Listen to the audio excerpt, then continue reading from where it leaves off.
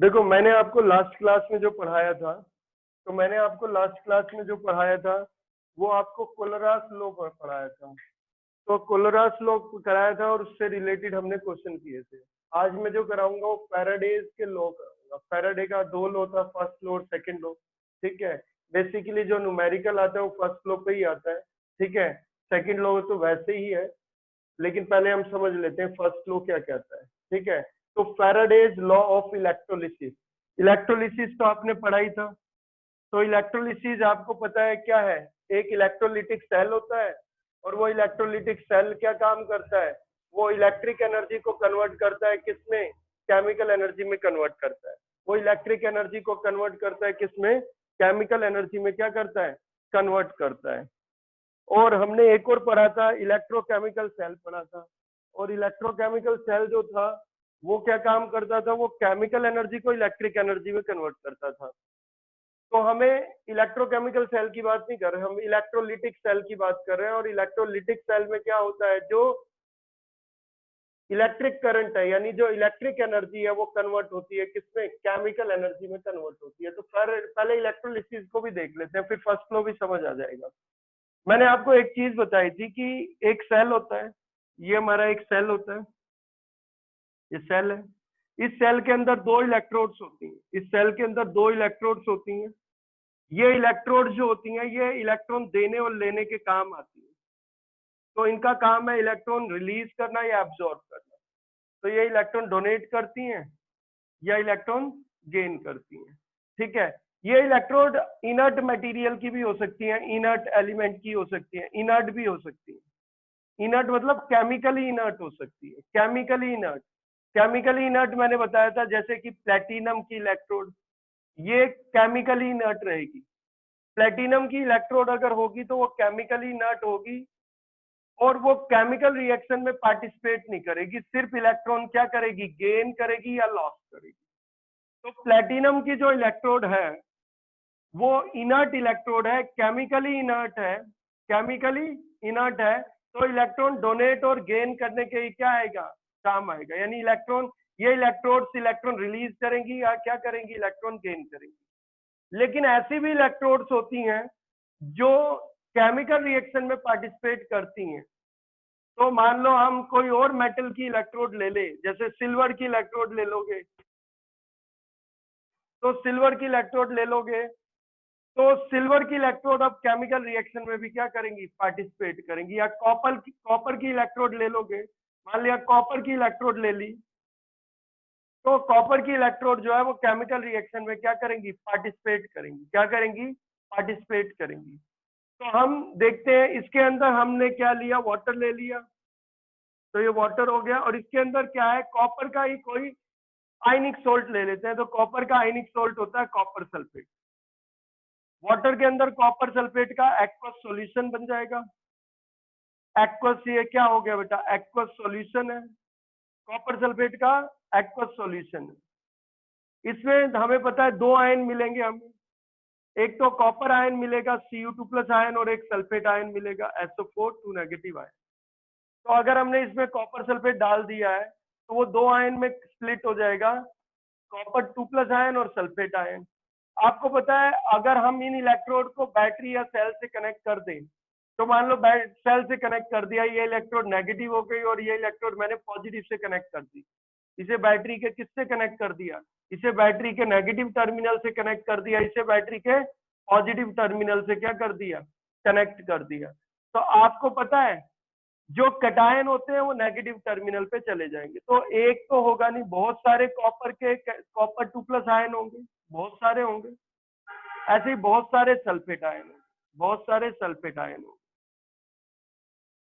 तो आपको पता है जो एनायंस होते हैं वो तो आ जाएंगे, एनायंस जो है वो हमारे किस पे आ जाएंगे, सल्फेट आयन जो एनायंस है, नेगेटिव चार्ज आयंस है, वो तो आ जाएंगे सारे के सारे किस पे आ जाएंगे बेटा, वो पॉजिटिव इलेक्ट्रोड पे डिपॉजिट हो जाएंगे।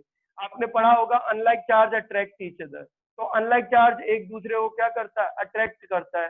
तो पॉजिटिव इलेक्ट्रोड जो है वो नेगेटिव आयंस को अट्रैक्ट करेगी, एनायंस को अट्रैक्ट करेगी। और नेगेटिव इलेक्ट्रोड जो होंगी वो पॉजिटिव आयंस को अट्रैक्ट करेगी, यानी कैटायंस को अट्रैक्ट करेगी। तो Cu2 प्लस आयन जो है Cu2 प्लस आयन वो कहाँ चले जाएंगे? Cu2 प्लस आयन सारे के सारे जो है वो किस में चले जाएंगे? वो नेगेटिव इलेक्ट्रोड पे चले जाएंगे। किस पे चले जाएंगे? नेगेटिव इलेक्ट्रोड पे चले जाएंगे। तो देखो यहाँ पे जो होता है एनोड और कैथोड का, मैंने आपको बताया कैटायन अपना रिडक्शन करते हैं, तो ये कैटायन है, तो कैटायन का क्या होना है बेटा? रिडक्शन होना है। पॉजिटिव आयंस को कैटायन बोलते हैं, कैटायन का क्या होना है? रिडक्शन होना है। और इस साइड जो है ये एनायंस है। क्या है? एनायंस है। तो एनायंस नेगेटिव चार्ज आयंस होते हैं और उनका ऑक्सीडेशन होता है। पर उनका ऑक्सीडेशन जब ही होता है जब इलेक्ट्रोड इनर्ट हो। जब इलेक्ट्रोड इनर्ट हो, प्लेटिनम की इलेक्ट्रोड होती तो एनायन का ऑक्सीडेशन होता, इलेक्ट्रोड अगर इनर्ट होती तो। लेकिन ध्यान देना यहाँ पे मैंने इलेक्ट्रोड भी रिएक्टिव ले ली है, कॉपर की इलेक्ट्रोड ले ली है, तो कॉपर की इलेक्ट्रोड केमिकल रिएक्शन में पार्टिसिपेट करेगी। तो अब देखो क्या होगा, जो नेगेटिव होता है ये कैथोड होता है इसमें इलेक्ट्रोलिटिक सेल में, और उस पर हमेशा रिडक्शन होता है। और जो पॉजिटिव होता है वो एनोड होता है और इस पे हमेशा क्या होता है? ऑक्सीडेशन होता है। तो यहाँ पे मैंने आपको बताया था, यहाँ पे देखो होना क्या है, यहाँ पे Cu2 प्लस आयन जाएगा, किस पे चिपक जाएगा? ये इलेक्ट्रोड पे चिपक जाएगा और 2 इलेक्ट्रॉन इसमें से ले लेगा। 2 इलेक्ट्रॉन इससे लेगा, 2 इलेक्ट्रॉन लेगा इलेक्ट्रोड से, और Cu2 प्लस आयन कॉपर में कन्वर्ट हो जाएगा और ये एटम हो किस पे चिपक जाएगा बेटा? इलेक्ट्रोड पे चिपक जाएगा। तो इस तरीके से होता जाएगा, Cu2 प्लस आयन आएंगे, नेगेटिव इलेक्ट्रोड पे क्या है? चिपक जाएंगे, और वहां से वो क्या करेगा? नेगेटिव इलेक्ट्रोड से वो करेगा क्या? नेगेटिव इलेक्ट्रोड से वो 2 इलेक्ट्रॉन गेन करेगा। तो 2 इलेक्ट्रॉन वो क्या करेगा? गेन करेगा। 2 इलेक्ट्रॉन गेन करेगा और रिड्यूस होके कॉपर एटम में कन्वर्ट हो जाएगा और चिपक जाएगा किस पे? कॉपर एटम किस पे डिपॉजिट होते जाएंगे? इलेक्ट्रोड पे डिपॉजिट होते जाएंगे। तो कैथोड पे क्या होगा? Cu2 प्लस आयन का क्या होता जाएगा? रिडक्शन होता जाएगा। तो कैथोड का हमने देखा, कैथोड पे क्या होना है? कैथोड पे क्या होना है? Cu2 प्लस आयन आएंगे जो कि एक्वस स्टेट में है, वो 2 इलेक्ट्रॉन लेंगे और किस में बदल जाएंगे बेटा? कॉपर में बदल जाएंगे जो कि सॉलिड है।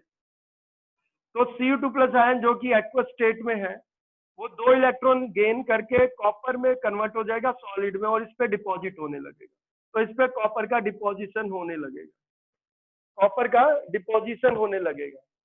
और यहाँ पे क्या होगा? एनोड पे क्या होगा? अगर हम देखें तो एनोड पे क्या होगा? एनोड पे उल्टा होगा। एनोड पे क्या होगा? जो कॉपर है जो कि सॉलिड है, कॉपर ही अपना ऑक्सीडेशन करेगा। तो एनोड पे कॉपर का ही ऑक्सीडेशन होगा। तो जो कॉपर है इस पे जो कॉपर के एटम है किस पे? एनोड पे। एनोड पे जो कॉपर के एटम है, कॉपर का एटम है, बहुत सारे एटम होंगे, दिखा सकते हो ये कॉपर के एटम है। ये करेंगे क्या?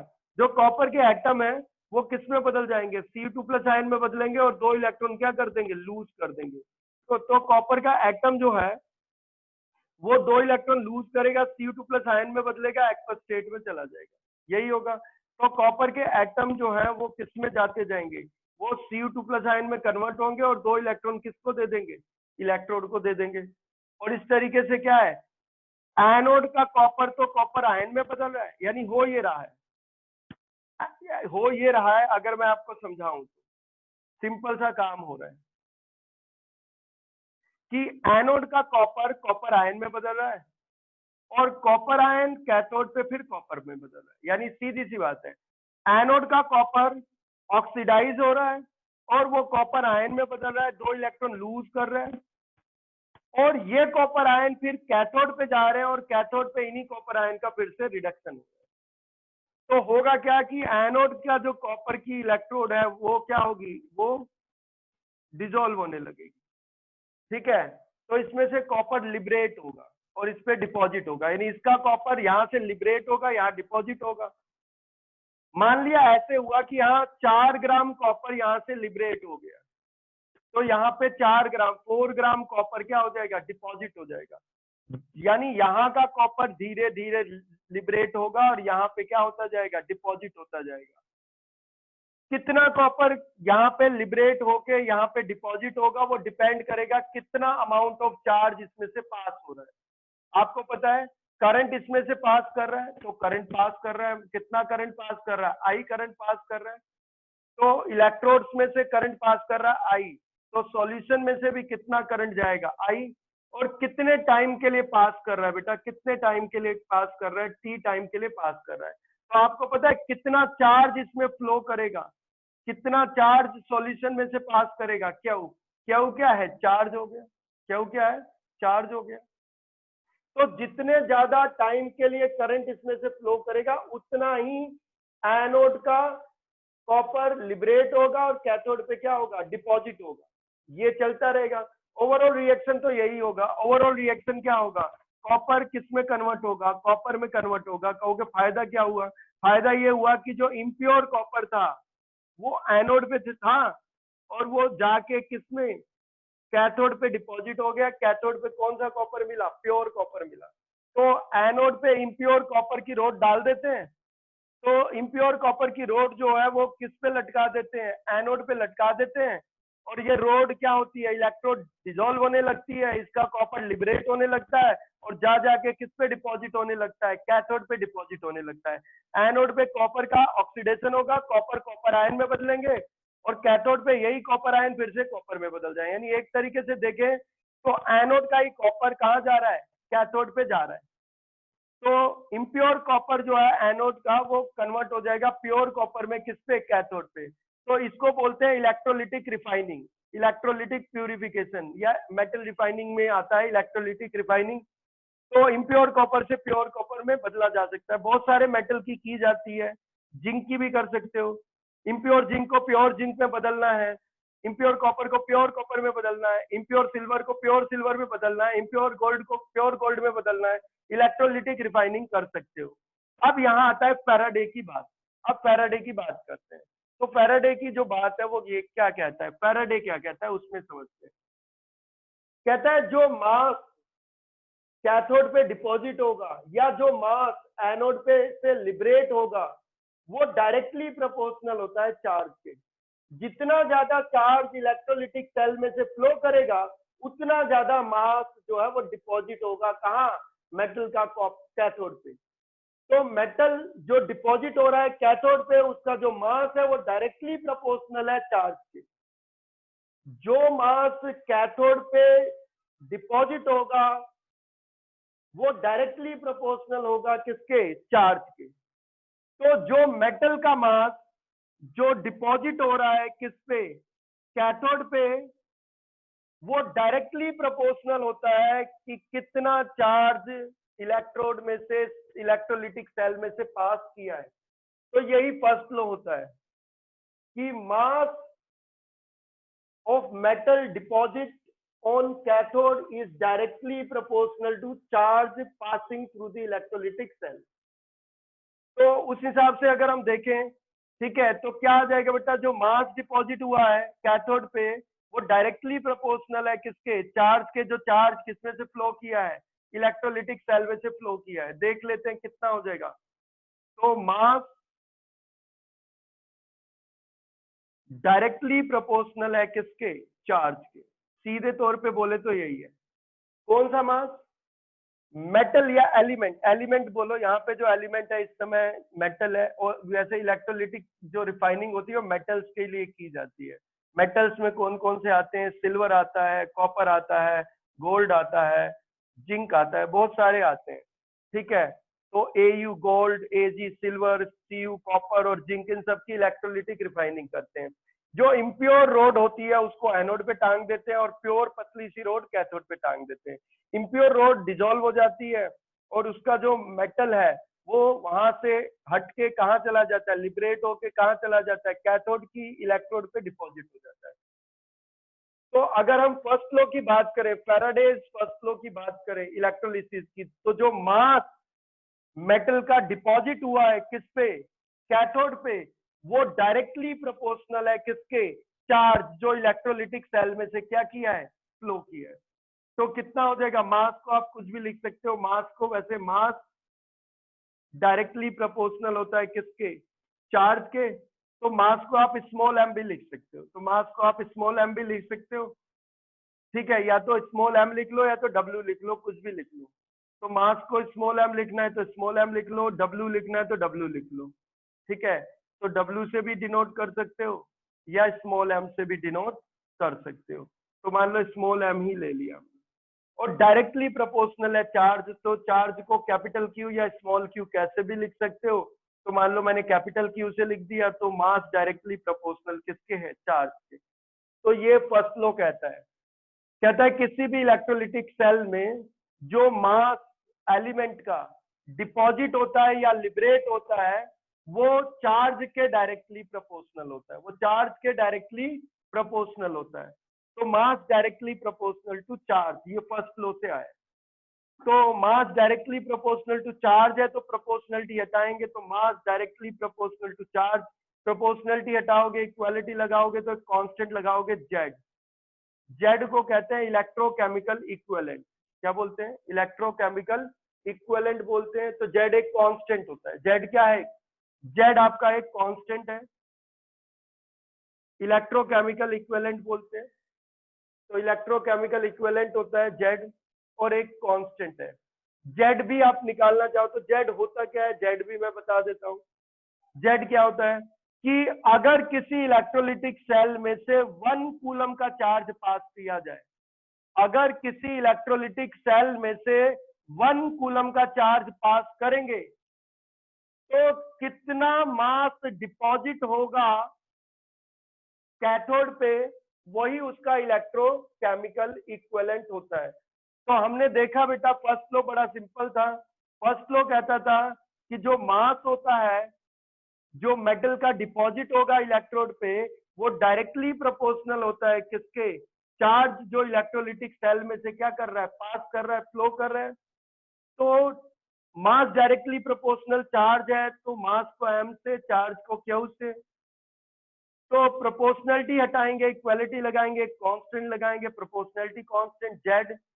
जेड आपका जो होता है कांस्टेंट होता है, मैंने बताया है कौन सा कांस्टेंट होता है भाई, जेड इलेक्ट्रोकेमिकल इक्विवेलेंट होता है, इलेक्ट्रोकेमिकल कांस्टेंट होता है। ठीक है, अब जेड को डिफाइन करना है तो कैसे डिफाइन कर सकते हो, तो जो जेड होता है, जेड आता है m by Q, mass upon में क्यू, ये होता है। तो जेड आपका होता है मास अपॉन में क्यू, तो ये आपका होता है यानी मास अपॉन में चार्ज। जो मास डिपॉजिट हुआ है किस पे, कैथोड पे, मेटल का जो मास डिपॉजिट हुआ है उसको डिवाइड कर देंगे किससे, जितना चार्ज उसमें से पास किया है, तो उसको ही हम क्या बोलते हैं, इलेक्ट्रोकेमिकल इक्विवेलेंट बोलते हैं। अब इसको हम डिफाइन भी कर सकते हैं, अगर 1 कूलम का चार्ज पास करा रहे हैं इलेक्ट्रोकेमिकल सेल में से, अगर 1 कूलम का चार्ज पास करा रहे हैं इलेक्ट्रोकेमिकल सेल में से, 1 कूलम का चार्ज पास करा रहे हैं, तो जितना मास डिपॉजिट होगा इलेक्ट्रोड पे वो उसका इलेक्ट्रोकेमिकल इक्विवेलेंट होता है, वो उसका इलेक्ट्रोकेमिकल इक्विवेलेंट होता है। हम निकाल भी सकते हैं, हम निकाल सकते हैं, बहुत आसान होता है। अगर आपको जेड निकालना है, इलेक्ट्रोकेमिकल इक्विवेलेंट निकालना है तो हम निकालते हैं। देखो समझते हैं इसको, Cu2 प्लस आयन 2 इलेक्ट्रॉन लेगा, एक आयन Cu2 प्लस आयन एक सिंगल आयन 2 इलेक्ट्रॉन गेन करेगा और किस में कन्वर्ट हो जाएगा, कॉपर के एक एटम में कन्वर्ट हो जाएगा। तो ये एक्वस में आयन थे और एटम सॉलिड स्टेट में आ गए, कैथोड पे जाके डिपॉजिट हो गए। तो यहां से आप समझ सकते हो 1 mole copper ion 2 mole electron लेंगे तब 1 मोल कॉपर डिपॉजिट होगा। आप समझो, खुद ही देखो, डायरेक्ट भी समझ आ रहा है। 1 mole copper ion 2 mole electron gain करेंगे तब 1 मोल कॉपर डिपॉजिट होगा किस पे, कैथोड पे। अगर 1 mole copper ion 2 mole electron gain करेंगे तब 1 मोल कॉपर डिपॉजिट होगा किस पे, कैथोड पे। तो ये ऐसे भी बोल सकते हैं। तो हम देखो, यानी 2 मोल इलेक्ट्रॉन कितना कॉपर डिपॉजिट कर रहा है, 1 मोल कॉपर डिपॉजिट कर रहा है किस पे, कैथोड पे। जो 2 मोल इलेक्ट्रॉन है वो 1 मोल कॉपर डिपॉजिट कर रहा है किस पे, इलेक्ट्रोड पे। तो हम देखो इसको ऐसे भी लिख सकते हैं, लिखना चाहें तो 2 मोल ऑफ इलेक्ट्रॉन्स डिपॉजिट, कितना डिपॉजिट कर रहे हैं, इक्वल करके लिख देते हैं। देखो 2 मोल इलेक्ट्रॉन कितना डिपॉजिट कर रहे हैं भाई? 1 मोल कॉपर डिपॉजिट कर रहे हैं, यानी 1 मोल कॉपर को डिपॉजिट होने के लिए 1 मोल कॉपर को डिपॉजिट होने के लिए 2 मोल इलेक्ट्रॉन चाहिए। तो 2 मोल इलेक्ट्रॉन चाहिए, तो 2 मोल इलेक्ट्रॉन डिपॉजिट कर रहे हैं कितना? 1 मोल कॉपर। अरे कितना डिपॉजिट कर रहे हैं? 1 मोल कॉपर डिपॉजिट कर रहे हैं। ये हो गया, सीधा सा कॉन्सेप्ट है। 2 मोल इलेक्ट्रॉन, आपको पता है 1 मोल इलेक्ट्रॉन जो होते हैं, 1 मोल इलेक्ट्रॉन, 1 मोल इलेक्ट्रॉन्स जो होते हैं उन पे जो चार्ज होता है, उन पे जो चार्ज होता है उसी को बोलते हैं 1 फैराडे। उसी को बोलते हैं 1 फैराडे। 1 मोल इलेक्ट्रॉन पे जो चार्ज होता है उसी को बोलते हैं क्या? 1 फैराडे। तो 2 मोल इलेक्ट्रॉन पे जो चार्ज होगा उसे क्या बोलेंगे? 2 फैराडे। क्या बोलेंगे? 2 फैराडे। 2 मोल इलेक्ट्रॉन पे जो चार्ज होगा क्या बोलेंगे? 2 फैराडे। तो 2 Faraday charge deposit 1 mole copper. 2 Faraday charge deposit 1 mole copper. 2 Faraday charge deposit 1 mole copper. तो 1 कूलम चार्ज कितना डिपॉजिट करेगा? तो इसको इससे डिवाइड कर देंगे, तो अपॉन में क्या हो जाएगा? ये 2f। तो 1 कूलम चार्ज कितना डिपॉजिट करेगा? तो 1 कूलम चार्ज जो डिपॉजिट करेगा वो कितना डिपॉजिट करेगा? आप खुद ही देखो, 2 फैराडे ने 1 मोल डिपॉजिट किया है, तो 1 मोल कॉपर डिपॉजिट हो रहा है जब 2 फैराडे चार्ज उसमें से क्या कर रहा है? पास कर रहा है। तो 1 कूलम चार्ज कितना डिपॉजिट करेंगे? 1 मोल अपॉन में 2 फैराडे। सीधा सा कॉन्सेप्ट था। अगर आपको इसमें दिक्कत है तो आप ऐसे समझ सकते हो कि भाई जो कॉपर थे, कॉपर 2 प्लस आयन था, उसने कितने इलेक्ट्रॉन लिए थे? 2 इलेक्ट्रॉन लिए थे। किसमें कन्वर्ट हुआ था? कॉपर में कन्वर्ट हुआ था। किसमें? कॉपर में। तो यहां से देखो 1 mole copper ion 2 mole electron gain कर रहे हैं, तब 1 मोल कॉपर क्या हो रहा है? डिपॉजिट हो रहा है। तब 1 मोल कॉपर क्या हो रहा है? डिपॉजिट हो रहा है। तो आप खुद भी देख सकते हो कि कितना चार्ज चाहिए बेटा? 2 मोल इलेक्ट्रॉन चाहिए, तब 1 मोल क्या होगा? कॉपर डिपॉजिट होगा। तब 1 मोल को क्या डिपॉजिट होगा? कॉपर डिपॉजिट होगा। यानी 2 मोल इलेक्ट्रॉन चाहिए, तब 1 मोल कॉपर क्या होगा? डिपॉजिट होगा। तो ये तो सीधा कॉन्सेप्ट है। तो 1 मोल इलेक्ट्रॉन को क्या बोलते हैं भाई? 1 मोल इलेक्ट्रॉन को क्या बोलते हैं? 1 फैराडे बोलते हैं। 1 मोल इलेक्ट्रॉन पे जो चार्ज होता है वो 1 फैराडे चार्ज होता है। कितना होता है? 1 फैराडे चार्ज होता है। 1 फैराडे चार्ज होता है। आप ऐसे भी लिख सकते हो, 1 फैराडे की जगह आप ऐसे लिख लो, 96,487 96,487 कूलम हो गए। 96,487 कूलम। ऑलमोस्ट इसको राउंड ऑफ करके जो एनसीईआरटी बोलते हैं 96,500 कूलम अप्रोक्सीमेटली हम ले लेते हैं। 1 मोल इलेक्ट्रॉन पे इतना चार्ज होता है, इतने कूलम चार्ज होता है 1 मोल पे। तो आप खुद भी देख सकते हो, देखो मैं यहीं से करता हूं। तो 2 मोल electrons deposit 2 mole electron deposit 1 mole copper. 2 mole electron deposit 1 mole copper. 1 mole copper deposit हो रहा है कितने? 2 मोल इलेक्ट्रॉन पे। तो अगर 1 मोल कॉपर डिपॉजिट कराना है यहाँ पे कैथोड पे, कितना? 1 मोल कॉपर डिपॉजिट कराना है, तो आपको कितना चार्ज चाहिए? आपको 2 मोल इलेक्ट्रॉन चाहिए। कितने चाहिए? 2 मोल इलेक्ट्रॉन। तो 2 मोल इलेक्ट्रॉन की जरूरत पड़ेगी अगर 1 मोल कॉपर डिपॉजिट कराना है कैथोड पे। तो 2 mole electron deposit 1 mole copper और कैथोड। तो 2 मोल इलेक्ट्रॉन पे कितना चार्ज है आप बता सकते हो? 2 मोल इलेक्ट्रॉन पे, 1 मोल इलेक्ट्रॉन पे कितना चार्ज है? 96,500 कूलम। तो 2 मोल पे कितना चार्ज होगा? इसका डबल हो जाएगा। तो 2 मोल पे कितना हो जाएगा? 2 मोल इलेक्ट्रॉन पे कितना चार्ज हो जाएगा? 96,500 इंटू 2 इतने कूलम। 96,500 इंटू 2 इतने कूलम। तो 2 मोल इलेक्ट्रॉन पे जो चार्ज होगा वो कितना होगा? 96,500 इंटू 2, इतने कूलम चार्ज, इतने coulomb charge. Deposit 1 mole copper, 1 mole copper, 1 mole copper deposit होगा। 1 मोल कॉपर का मास क्या होता है भाई? 1 मोल कॉपर का मास उसका मोलर मास होता है। 1 मोल कॉपर का जो मास होगा, 1 मोल कॉपर का जो मास होगा उसी को तो क्या बोलते हैं? तो 1 मोल कॉपर का जो मास होगा उसी को क्या बोलते हैं? मोलर मास बोलते हैं। क्या बोलते हैं? Molar mass. इसी को तो क्या बोलेंगे? Molar mass of copper. क्या बोलेंगे? Molar mass of copper. तो 1 मोल, किसी का भी 1 मोल का जो मास होगा ग्राम में, वो उसका क्या होता है? मोलर मास होता है। तो 1 मोल कॉपर का जो मास होगा वो उसका क्या होगा? मोलर मास। तो 1 मोल कॉपर मतलब क्या?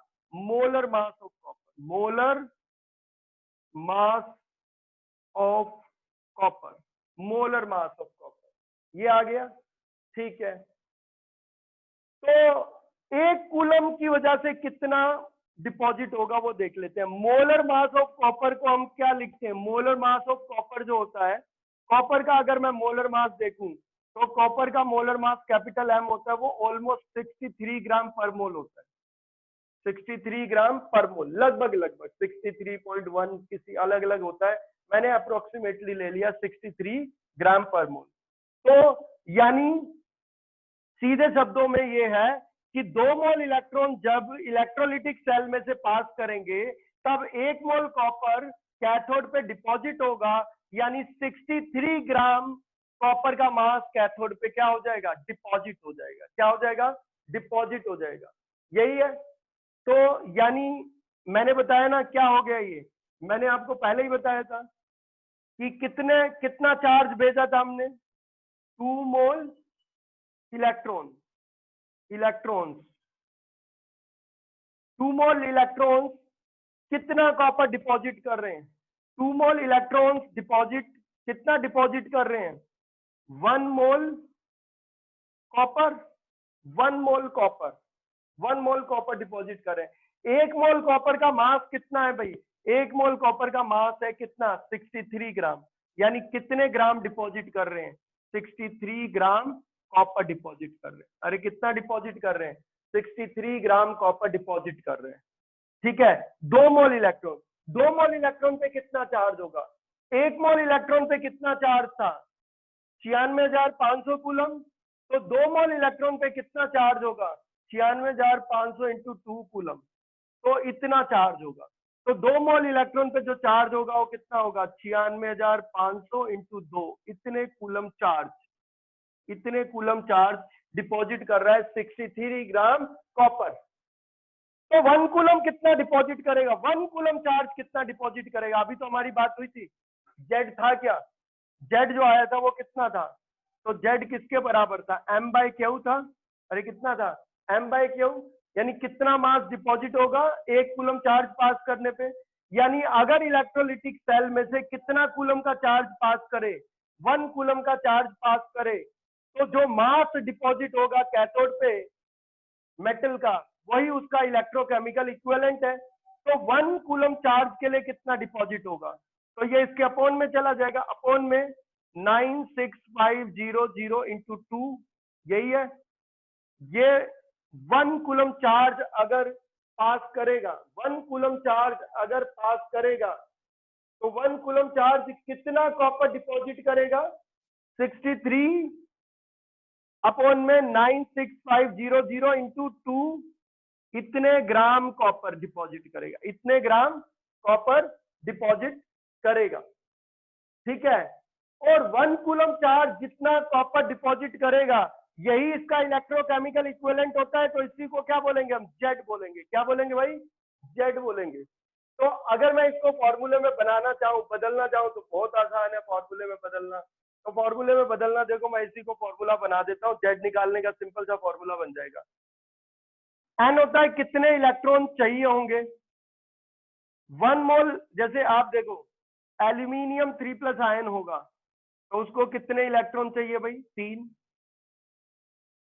तो 1 मोल एल्यूमिनियम आयन को 3 मोल इलेक्ट्रॉन चाहिए, तब 1 मोल एल्यूमिनियम डिपॉजिट होगा। लेकिन अगर सिल्वर की बात होती तो 1 मोल सिल्वर आयन को 1 मोल इलेक्ट्रॉन चाहिए, तब 1 मोल सिल्वर डिपॉजिट होगा। तो 1 मोल सिल्वर आयन को 1 मोल इलेक्ट्रॉन चाहिए, तब 1 मोल सिल्वर क्या होगा, डिपॉजिट होगा। 1 मोल कॉपर आयन को 2 मोल इलेक्ट्रॉन चाहिए होंगे, तब 1 मोल कॉपर डिपॉजिट होगा। 1 मोल एल्यूमिनियम आयन को 3 मोल इलेक्ट्रॉन चाहिए, तब 1 मोल एल्यूमिनियम कैथोड पे डिपॉजिट होगा। तो सबके लिए एन अलग अलग आएगा। एन होता है नंबर ऑफ इलेक्ट्रॉन्स जो चाहिए होंगे 1 मोल आयन को। एल्यूमिनियम के 1 मोल आयन को कितने इलेक्ट्रॉन चाहिए भाई, 3, तो इसके लिए एन की वैल्यू रहेगी 3। लेकिन कॉपर के 1 मोल इलेक्ट्रॉन को कॉपर के 1 मोल इलेक्ट्रॉन को कॉपर के 1 मोल इलेक्ट्रॉन कह रहा हूं, कॉपर के 1 मोल आयन को कितने इलेक्ट्रॉन चाहिए, कॉपर के 1 मोल आयन को 2 मोल इलेक्ट्रॉन चाहिए, तो इसके लिए एन की वैल्यू क्या होगी, 2। तो कॉपर के लिए एन की वैल्यू 2 हो गई। लेकिन अगर मैं सिल्वर की बात करूं तो सिल्वर के 1 मोल आयन को कितने इलेक्ट्रॉन की जरूरत है, 1 मोल इलेक्ट्रॉन की जरूरत है, तो सिल्वर के लिए एन की वैल्यू क्या होगी, 1।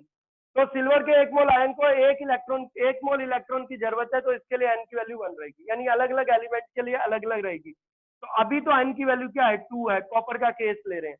तो एन होता है नंबर ऑफ इलेक्ट्रॉन्स और number of moles of electrons जो रिक्वायर्ड होते हैं 1 मोल आयन को क्या करने के लिए, रिड्यूस करने के लिए।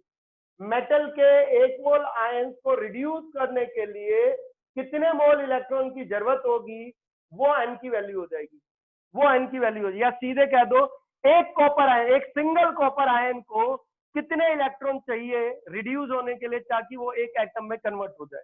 ठीक है, तो ये एन हो गया। दूसरा देखते हैं बेटा फैराडे। एफ होता है फैराडे। फैराडे एक कांस्टेंट होता है, और फैराडे होता है क्या, 1 मोल इलेक्ट्रॉन पे जो चार्ज होता है उसे 1 फैराडे चार्ज बोलते हैं, और वो 96,500 कूलम होता है। तो 96,500 कूलम आपका क्या होता है, 96,500 कूलम आपका क्या है, ये फैराडे है, 1 फैराडे है। तो 96,500 कूलम आपका क्या है, 1 फैराडे है। और 63 क्या था, 63 कॉपर का मोलर मास था। क्या था, मोलर मास, कैपिटल एम था, 63 ग्राम पर मोल। ये कॉपर का क्या था, मोलर मास था। कॉपर का क्या था, मोलर मास। तो ये कॉपर का मोलर मास है। तो मोलर मास। तो देखो आप कभी भी ये क्वेश्चन करना चाहो तो बहुत आसानी से कर सकते हो। अब देखो मैं एक फॉर्मूला बना दे रहा हूँ, डायरेक्ट इसमें डाल देना, आपको पूरा करने की जरूरत नहीं है। ठीक है, बहुत आसानी से हो जाएगा। 63 आपका मोलर मास है, तो कैपिटल एम लिख देते हैं, मोलर मास हो गया। 96,500 कूलम ये फैराडे है, तो ये 1 फैराडे हो गया। और 2 क्या है, 2 क्या है, यहाँ 2 इलेक्ट्रॉन थे, किसी और जनरल में कितने हो सकते हैं, 3 भी हो सकते हैं, 1 भी हो सकते हैं। एल्यूमिनियम में क्या हो जाएंगे, 3 हो जाएंगे। सिल्वर के लिए क्या हो जाएंगे, 1 हो जाएंगे। कॉपर के लिए क्या है, 2। तो अभी तो नंबर ऑफ इलेक्ट्रॉन 2 थे, तो 2 की जगह क्या हो गया, एन हो गया। तो कितना हो जाएगा, ये आ गया।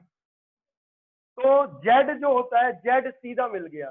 तो जेड जो होता है ना आपका, वो होता है एम अपॉन में एन एफ। याद ही रख लेना, ये एनसीईआरटी में नहीं दे रखा है, पर आप याद कर लेना। ठीक है, यानी जो जेड था इलेक्ट्रोकेमिकल इक्विवेलेंट था, जो जेड था इलेक्ट्रोकेमिकल इक्विवेलेंट था। आपको ये 2 फॉर्मूले याद रखने पड़ेंगे, फर्स्ट फॉर्मूला और ये सेकंड फॉर्मूला। बहुत आसानी से क्वेश्चन हो जाएगा। आपको कोई स्टेटमेंट लिखने की, चाहो तो आप इसको स्टीशियोमेट्री की तरह से भी कर सकते हो, जैसे अभी मैंने कराया था बहुत आसानी से। जैसे वो मैं दोनों तरीके से आपको करके बता दूंगा, तो आपको समझ आ जाएगा। जैसे मैंने फॉर्मूला ड्राइव किया वैसे भी कर सकते थे क्वेश्चन को, लेकिन आप फॉर्मूले से ही करना क्योंकि टाइम बचेगा। देखते हैं बेटा जेड कितना आ जाएगा। जेड के लिए देखते हैं, जेड क्या था, इलेक्ट्रोकेमिकल इक्विवेलेंट था। जेड होता था मोलर मास अपॉन में number of electrons multiplied by Faraday constant. Faraday constant multiplied by Faraday constant. तो मोलर मास को हम किससे डिनोट करते हैं, कैपिटल एम से डिनोट करते हैं। नंबर ऑफ इलेक्ट्रॉन्स किससे करते हैं, एन से करते हैं। और फैराडे कांस्टेंट को हम किससे करते हैं, एफ से करते हैं। यही है। तो हमारा क्या आ जाएगा, जेड आ जाएगा एम m अपॉन में nf, m अपॉन में nf। m क्या है, कैपिटल M क्या है भाई, मोलर मास है। स्मॉल n क्या है, नंबर ऑफ इलेक्ट्रॉन्स है। और f क्या है, फैराडे कांस्टेंट है।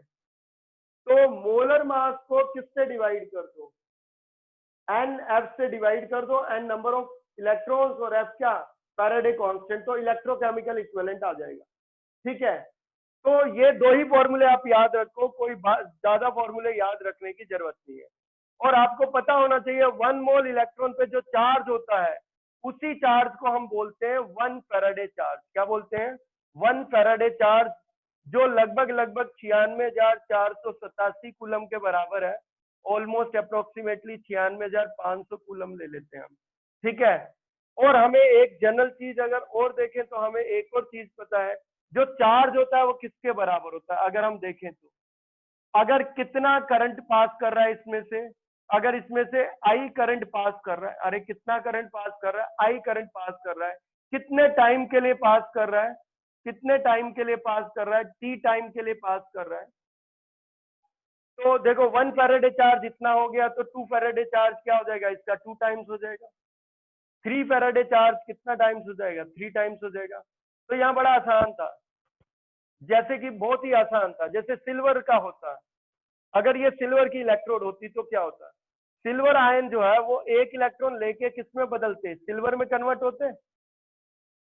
तो 1 मोल सिल्वर आयन को 1 इलेक्ट्रॉन चाहिए होता, 1 मोल इलेक्ट्रॉन चाहिए होते, तब 1 मोल सिल्वर डिपॉजिट होता है कैथोड पे। तो 1 मोल सिल्वर को डिपॉजिट करने के लिए कैथोड पे 1 फैराडे चार्ज चाहिए होता है, 1 मोल इलेक्ट्रॉन चार्ज चाहिए होता है, यानी 1 फैराडे चार्ज चाहिए होता है। सीधा कॉन्सेप्ट।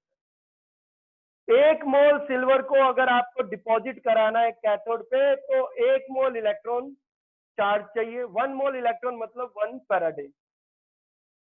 अगर अब कॉपर की बात करते हैं, तो कॉपर में देखो क्या है, 1 मोल कॉपर को कैथोड पे डिपॉजिट कराने के लिए 2 मोल इलेक्ट्रॉन की जरूरत है, यानी 2 फैराडे चार्ज चाहिए। कितना चार्ज चाहिए, 2 फैराडे चार्ज चाहिए। और एल्यूमिनियम होता तो क्या होता, अगर एल्यूमिनियम होता तो एल्यूमिनियम पे कितना होता, Al3+ होता, तो Al3+ है, तो एल्यूमिनियम पे 3+ चार्ज होता है, तो कितने इलेक्ट्रॉन की जरूरत होती है, 3 इलेक्ट्रॉन की। तब किसमें कन्वर्ट होता है, वो एल्यूमिनियम में कन्वर्ट होता है। तब किसमें कन्वर्ट होता है, वो एल्यूमिनियम में क्या होता है, कन्वर्ट होता है। तो 1 मोल एल्यूमिनियम आयन को 3 मोल इलेक्ट्रॉन की जरूरत पड़ेगी, तब 1 मोल एल्यूमिनियम डिपॉजिट होगा कैथोड पे। तो कैथोड पे 1 मोल एल्यूमिनियम को डिपॉजिट करने के लिए 3 मोल इलेक्ट्रॉन की जरूरत पड़ेगी, यानी 3 फैराडे चार्ज की जरूरत पड़ेगी। इतने चार्ज की जरूरत पड़े, बड़ा सीधा सा कॉन्सेप्ट था। तो चाहो तो आप स्टीशियोमेट्री से भी कर सकते हो, दोनों फॉर्मूले स्टीशियोमेट्री से ही आए हैं, पर आपको करने की जरूरत नहीं, समय बचाना। आपको ये फर्स्ट और सेकंड दो ही फॉर्मूले याद रखने हैं आपको। और फैराडे का फर्स्ट लॉ यही कहता है कि जो मेटल का मास जो कैथोड पे डिपॉजिट होता है वो डायरेक्टली प्रोपोर्शनल होता है चार्ज के, जो amount of charge electrolytic cell में से क्या किया है, पास किया है। ठीक है, इसमें अगर हम एक और चीज देखें, यानी जो अमाउंट ऑफ मास डिपॉजिट होता है किस पे, कैथोड पे, वो डायरेक्टली प्रोपोर्शनल होता है amount of charge passing through the electrolytic cell. ठीक है, इसमें अगर हम देखें एक और चीज है, फिजिक्स वाली बात होती है, चार्ज अपॉन में टाइम जो होता है वो क्या होता है, करंट होता है। तो चार्ज किसके बराबर होता है, करंट इनटू टाइम में। तो ये कोई नया फॉर्मूला तो है नहीं, है तो फिजिक्स का फॉर्मूला है। Time rate of flow of charge क्या होता है, करंट होता है। तो चार्ज अपॉन टाइम क्या है, इलेक्ट्रिक करंट, तो चार्ज क्या है, करंट इनटू में टाइम। तो ये तो बेसिक फॉर्मूला है। अब इसको कहे कि ये तो तीसरा लिखवा दिया, केमिस्ट्री का थोड़ी है, तो फिजिक्स का है, हमें पता है, हमें जरूरत होगी हम यूज कर लेंगे। करंट इनटू टाइम कर लेंगे तो चार्ज मिल जाएगा, तो करंट इनटू टाइम करेंगे चार्ज मिल जाएगा। इस पे हमारे क्वेश्चन आते हैं, तो मैं क्वेश्चन को कराता हूँ। मैं दोनों तरीके से क्वेश्चन को करा सकता हूँ। तो मैं एक क्वेश्चन ले रहा हूँ, मैं इस फॉर्मूले से भी करा सकता हूँ और मैं वैसे भी कराता हूँ। ठीक है, मैं दोनों तरीके से कराता हूँ, देखते हैं बेटा।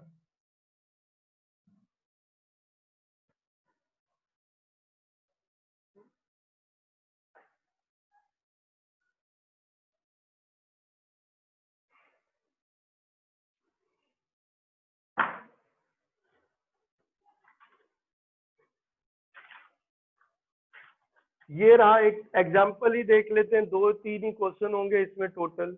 एक सिंगल एग्जाम्पल दे रखा है, शायद इन टेक्स्ट क्वेश्चन एक दे रखा है, इन टेक्स्ट क्वेश्चन दे रखा है, और जो है 2 दे रखे हैं, और 1 या 2 बैक एक्सरसाइज में दे रखा है। तो मैं 2 दे रहा हूँ।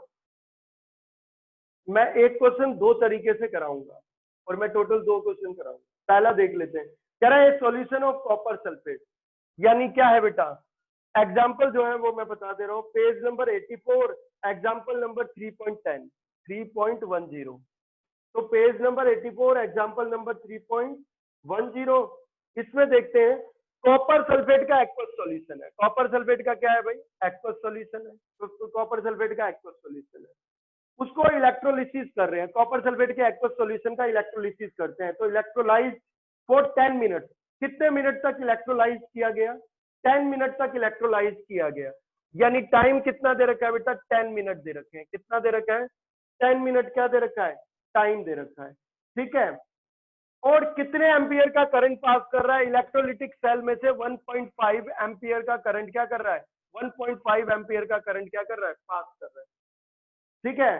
तो what is the mass of copper deposit at the cathode, तो कैथोड पे कॉपर का कितना मास डिपॉजिट होगा वो फाइंड करना है। तो फाइंड क्या करना है, कैथोड पे कितना मास कॉपर का क्या होगा, डिपॉजिट होगा, यानी मास of copper deposited on the cathode. तो बहुत आसान है, बहुत सिंपल सा तरीका है, बहुत। देखो सबसे पहले तो मुझे चार्ज चाहिए, क्या चाहिए, चार्ज। तो देखो क्या क्या गिवन है, गिवन तो 2 ही चीज है, करंट और टाइम। टाइम दे रखा है 10 मिनट और करंट दे रखा है 1.5 एम्पियर। सबसे पहले काम तो चार्ज निकाल लो। अरे सबसे पहला काम तो क्या निकाल लो बेटा, चार्ज निकाल लो। निकालते हैं चार्ज। चार्ज मैंने बताया था कितना होता है, चार्ज होता है करंट इंटू में टाइम होता है। अरे चार्ज क्या होता है, करंट इंटू में क्या होता है, टाइम होता है। तो करंट कितने एम्पियर गया है भाई, तो करंट गया है 1.5 एम्पियर इंटू टाइम, हम मिनट में नहीं लेंगे, टाइम हम सेकंड में लेंगे। तो मल्टीप्लाइड बाय 60, कितने सेकंड होगा ना, तो ये 600 सेकंड हो गया। कितना हो गया, 600 सेकंड। मिनट में टाइम था, हमने किस में कन्वर्ट कर लिया, सेकंड में कन्वर्ट कर लिया। किस में कन्वर्ट कर लिया, सेकंड में कन्वर्ट कर लिया हम, यही है। तो टाइम हमारा हो गया 600 सेकंड। तो एम्पियर इंटू सेकंड क्या होता है, कूलम होता है। एम्पियर इंटू सेकंड क्या हो गया, कूलम हो गया। और इसको यहां से हटा लो, ये हो गया। कितना हो जाएगा ये, 900 हो जाएगा। कितना हो जाएगा, 900 हो जाएगा। तो 900 कूलम चार्ज आ गया।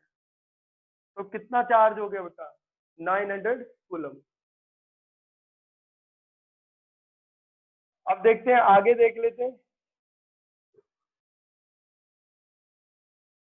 अगला देखते हैं बेटा, उस हिसाब से देख लेते हैं। 900 कूलम चार्ज जा रहा है। तो अब देखो दिक्कत क्या है, चार्ज तो पता चल गया, मुझे पता है ये फॉर्मूला लगाना है। मास डायरेक्टली प्रोपोर्शनल होता है किसके, चार्ज के। ये रहा ना फॉर्मूला, ये रहा फॉर्मूला फर्स्ट। तो प्रोपोर्शनलिटी हटाएंगे तो इक्वालिटी लगाएंगे, क्या लगाएंगे, जेड लगाएंगे। क्या लगाएंगे, जेड। और मुझे जेड चाहिए भाई, अरे मुझे जेड भी तो चाहिए। तो जेड यहां से मिल जाएगा। जेड कितना है, कैपिटल एम अपॉन में कितना है, एन एफ, यही है। आपको एक चीज पता है बेटा, जो Cu2 प्लस आयन है उसने कितने इलेक्ट्रॉन लिए भाई, 2 इलेक्ट्रॉन लिए, तब कॉपर में कन्वर्ट हुआ है। तो कितने मोल कॉपर हो गया, एन की वैल्यू कितनी है, 2 मोल इलेक्ट्रॉन चाहिए। 1 मोल कॉपर को डिपॉजिट होने के लिए 2 मोल इलेक्ट्रॉन चाहिए। तो एन की वैल्यू कितनी हो गई, तो एन की वैल्यू तो हो गई 2। और फेराडे, 1 फेराडे किसके बराबर होता है, 1 फेराडे हमें पता है कितना होता है, 96500 कूलम के बराबर होता है। तो 1 फेराडे है, तो 1 फेराडे कितना हो जाएगा, 96500। अरे यही था ना, एनएफ था। तो एन की वैल्यू तो हो गई 2, 2 मोल इलेक्ट्रॉन की जरूरत थी, और मल्टीप्लाइड बाय 1 फेराडे। 1 फेराडे कितना है, 1 फेराडे है 96500, इतने कूलम चार्ज हो गया। और कॉपर का मोलर मास मैंने आपको पहले ही बता रखा है, कॉपर का मोलर मास होता है 63 ग्राम पर मोल। अरे कितना होता है, 63 ग्राम पर मोल, यानी 1 मोल का मास होता है 63 ग्राम। तो मोलर मास हो जाएगा 63, कितने ग्राम, आया कि नहीं आया। तो इतने ग्राम पर कूलम, ये इलेक्ट्रोकेमिकल इक्विवेलेंट आ गया। क्या आ गया, इलेक्ट्रोकेमिकल इक्विवेलेंट आ गया। भाई डाल दो वैल्यू, भाई इसी में तो मैंने लगाया, क्या लगाया, एन इंटू एफ था ना, यानी n into 1 F molar mass copper का कितना था? मोलर मास होता था कॉपर का, वो कितना था? 63 ग्राम पर मोल, यानी एक मोल का मास 63 ग्राम, तो 63 ग्राम हो गया। अच्छा, and number of electrons, number कितने मोल चाहिए थे? एक मोल कॉपर को 2 मोल इलेक्ट्रॉन चाहिए, तो एन की वैल्यू 2 हो गई। और 1 फैराडे कितना चार्ज था? 1 फैराडे चार्ज था 96,500 कूलम। तो हमने देखा 63 अपॉन में 2 इंटू 96500 इतने ग्राम पर कूलम, ये आपका आ गया क्या? इलेक्ट्रोकेमिकल इक्विवेलेंट आ गया। अब इलेक्ट्रोकेमिकल इक्विवेलेंट मिल ही गया है, अब इसको फंडामेंटल वाले फॉर्मूले में डाल दो। इसमें इसमें जेड की वैल्यू डालेंगे भाई, तो जेड की वैल्यू डालेंगे, कितना हो जाएगा भाई? तो हम इसमें जेड की वैल्यू डालते हैं, कितना हो जाएगा? हमने फॉर्मूला देखा था, ये रहा फॉर्मूला अपने पास पड़ा हुआ है। तो m इक्वल टू क्या है? m इक्वल टू कितना है? जेड क्यू, यही है ना फॉर्मूला। तो हम देखते हैं z कितना है, z की वैल्यू देखें, z इंटू क्यू, यही है। z की वैल्यू डालते हैं, z की वैल्यू है 63 अपॉन में 2 इंटू 96500 इतने। और इसकी यूनिट क्या होगी बेटा? यूनिट होती है ग्राम पर कूलम, ये z की वैल्यू होगी। और कितना चार्ज है भाई? कितना चार्ज फ्लो किया है उसमें से, सेल में से? 900 कूलम, तो मल्टीप्लाइड बाय 900 कूलम, इतना चार्ज क्या हुआ है? फ्लो किया है। तो कूलम से क्या कैंसिल हो जाएगा? कूलम से कूलम कैंसिल हो जाएगा, इतने ग्राम हो जाएगा, इतने ग्राम हो जाएगा। ये जीरो से जीरो क्या कर दो? कैंसिल कर दो, ये लो। तो ऊपर मल्टीप्लाइड बाय क्या आ जाएगा? 9। मैं एक बार निकाल ही लेता हूँ आंसर, जो आंसर आ रहा है कितना आ रहा है एक बार लिख देता हूँ। मैं फिर आपको दूसरे तरीके से भी करके, अगर आपको फॉर्मूला याद नहीं है तो भी घबराने की जरूरत नहीं है, फॉर्मूला याद कर लोगे तो टाइम बच जाएगा। ठीक है, बहुत ज्यादा स्टेटमेंट लिखने की जरूरत नहीं पड़ेगी, 2-3 नंबर का क्वेश्चन ही आता है, 2 नंबर का। 63 मल्टीप्लाइड बाय 9 डिवाइडेड बाय क्या हो गया? 2, और डिवाइडेड बाय 965, ये आ गया। इतने ग्राम मास कॉपर का क्या हो जाएगा? डिपॉजिट हो जाएगा, 0.29378 ग्राम। इतना मास डिपॉजिट होगा, किसका? कॉपर का डिपॉजिट होगा। किस पे? कैथोड पे। कैथोड पे डिपॉजिट होता है क्योंकि वही रिडक्शन होता है कैटायन का।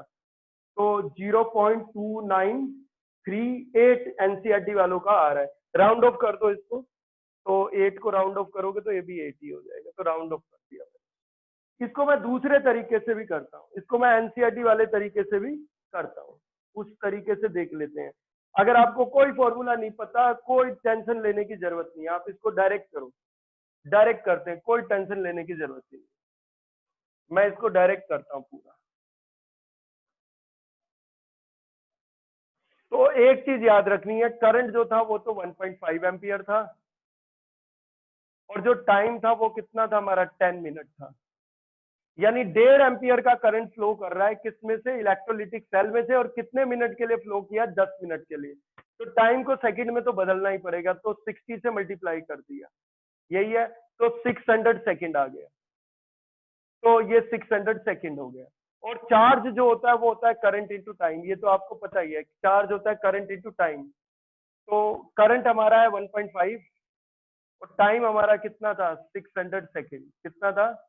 600 सेकंड। तो कितना आ जाएगा ये? 900 कूलम चार्ज आ गया, ये चार्ज मिल गया। तो यहाँ तक तो कोई दिक्कत नहीं। यानी कितना चार्ज, करंट पता था, टाइम पता था, टाइम मिनट में था, सेकंड में बदला, करंट इंटू टाइम किया, चार्ज मिल गया। यहाँ तक तो चार्ज तो कोई भी निकाल लेगा, फिजिक्स का ही है।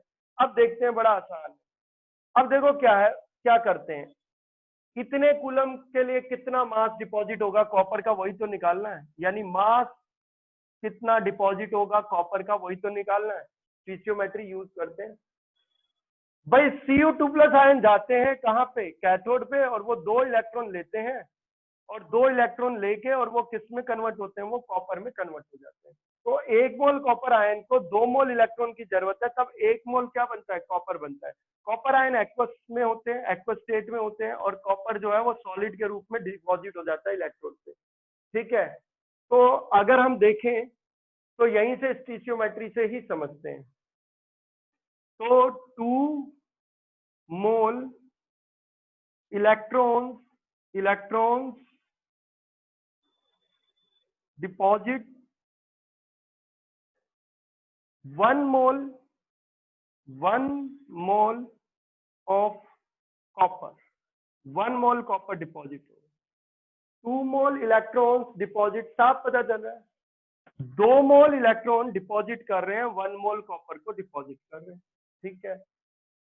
2 मोल इलेक्ट्रॉन क्या होता है बेटा, 1 मोल इलेक्ट्रॉन पे जो चार्ज होता है वो 1 फैराडे होता है, तो 2 मोल इलेक्ट्रॉन पे जो चार्ज होता है वो कितना होता है 2 फैराडे, यानी 2 Faraday charge deposit 1 mole copper, यही हुआ। 2 फैराडे पे कितना चार्ज होगा, 2 फैराडे पे, तो 1 फैराडे पे तो हमें पता है चार्ज, 1 फैराडे कितना चार्ज होता है, 1 फैराडे जो चार्ज होता है 96,500 कूलम है, तो 2 फैराडे कितना हो जाएगा 2 into 96500 coulomb charge deposit 1 mole copper, deposit 1 mole copper.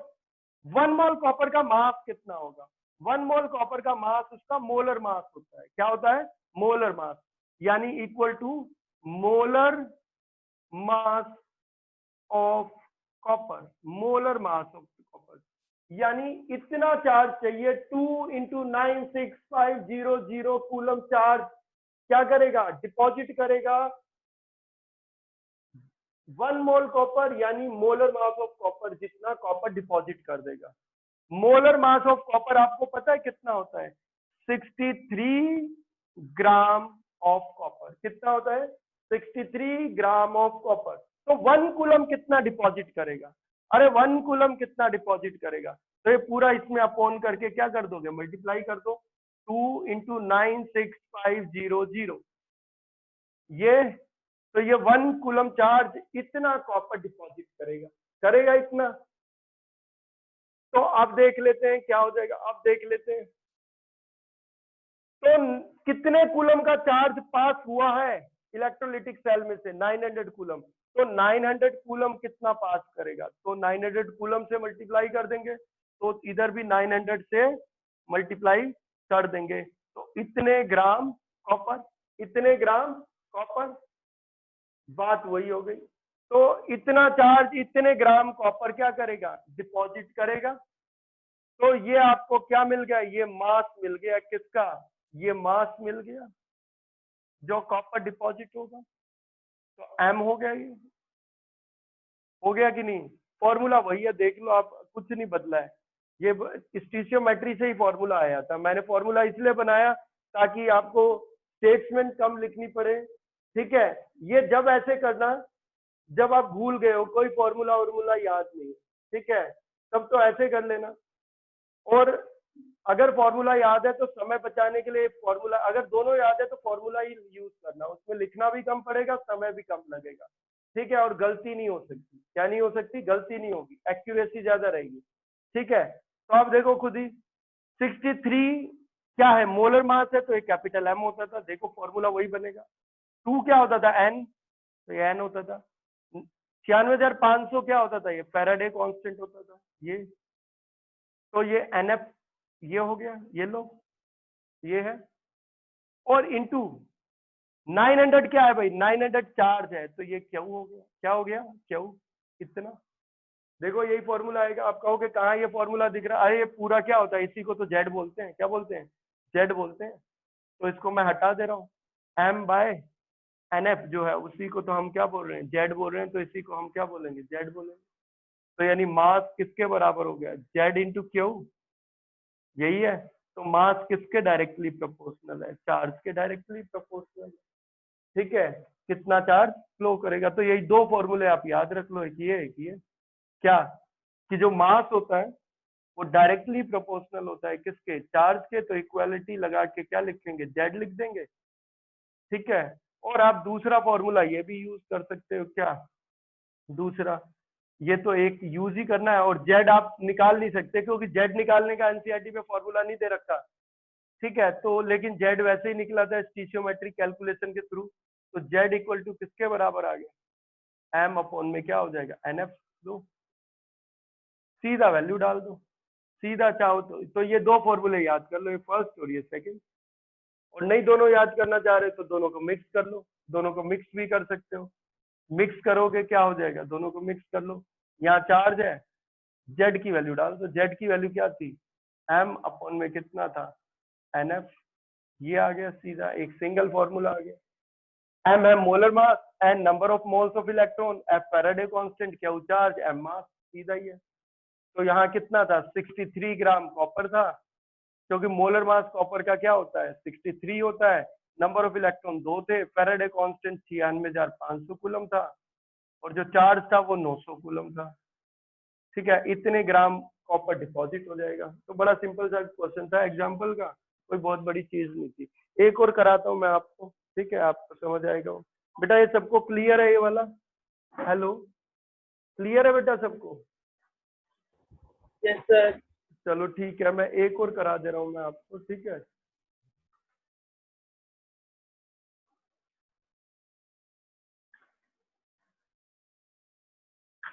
Back exercise में एक है, देखते हैं।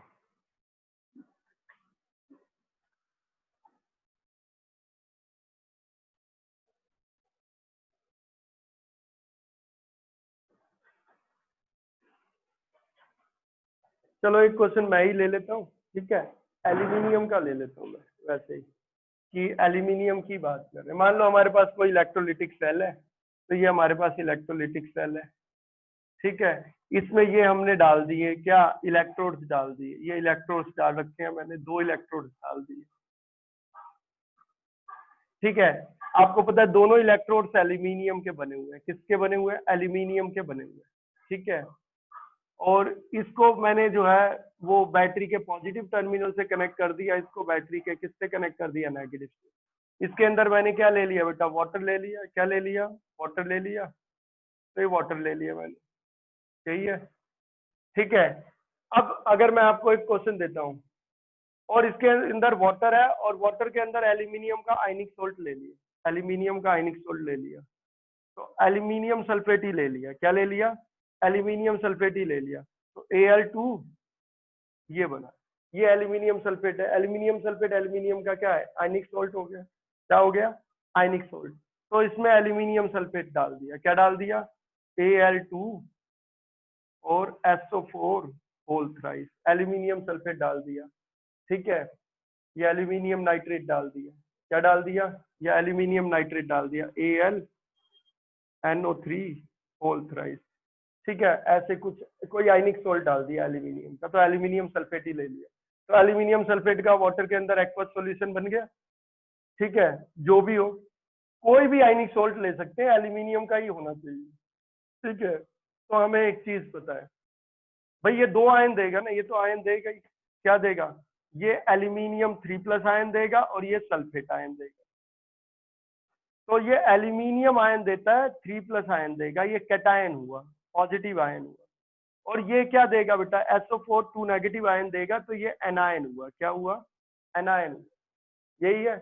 कितने कैटायन मिलेंगे, 2 कैटायन मिलेंगे, कितने एनायन मिलेंगे, 3 एनायन मिलेंगे, बैलेंस के हिसाब से बताया, किसके हिसाब से, बैलेंस के हिसाब से। तो हमें उससे मतलब नहीं, हमें मतलब है कि भाई हमें तो ये पता है कि अब सॉल्यूशन के अंदर क्या होगा, Al3+ आयन है, बहुत सारे होंगे, और सल्फेट आयन, और सल्फेट आयन, यही है। सल्फेट आयन से तो कोई लेना देना नहीं है, एनायन से तो कोई लेना देना होता नहीं है। अब देखो क्या है, अब क्वेश्चन समझते हैं। अब तो ये आपकी जो नेगेटिव इलेक्ट्रोड होती है, जो नेगेटिव होती है वो कैथोड होती है, और कैथोड पे डिपॉजिट होता है और एनोड पे लिबरेट होता है, और ये एनोड होती है। तो कैथोड पे कितना डिपॉजिट होगा वो समझते हैं।